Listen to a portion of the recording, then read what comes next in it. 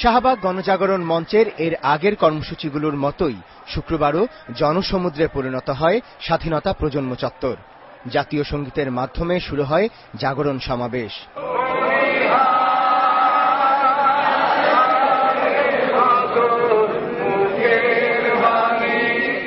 এতে যোগ দিতে আসা নানা শ্রেণী পেশার মানুষ প্রতিদিনের মতোই সোচ্চার ছিলেন যুদ্ধ অপরাধীদের ফাঁসির দাবিতে। মুক্তিযুদ্ধ দেখেছি, মুক্তিযুদ্ধের বিজয় দেখেছি।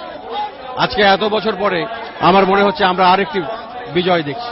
এই মহাজাগরণের শুরু করেছিলেন শহীদ জননী জাহানারা ইমাম। 21 বছর ধরে এই আন্দোলন চলছে, এই আন্দোলন চলবে যতদিন পর্যন্ত শেষ যুদ্ধাপরাধীদের বিচার শেষ না হবে, তার শাস্তি কার্যকর না হবে, ততদিন পর্যন্ত আমাদের আন্দোলন চলবে।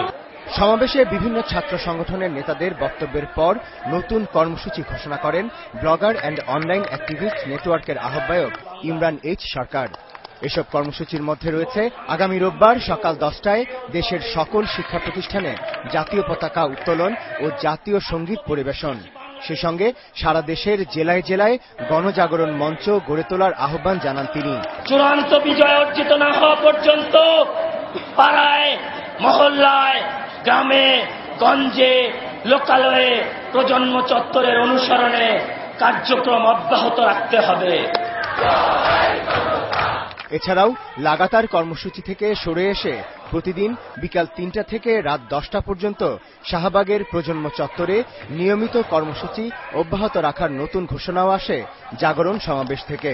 আন্দোলনকে আরো সুসংহত ও জনসম্পৃক্ত করতে প্রতিদিন বেলা 3টা থেকে রাত 10টা পর্যন্ত চলবে।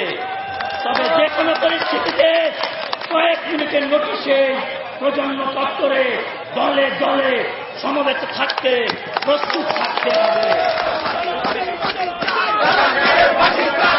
এর আগে প্রতিদিনের মতোই স্লোগানে স্লোগানে মুখরিত ছিল শাহবাগ স্বাধীনতা প্রজন্ম চত্বর।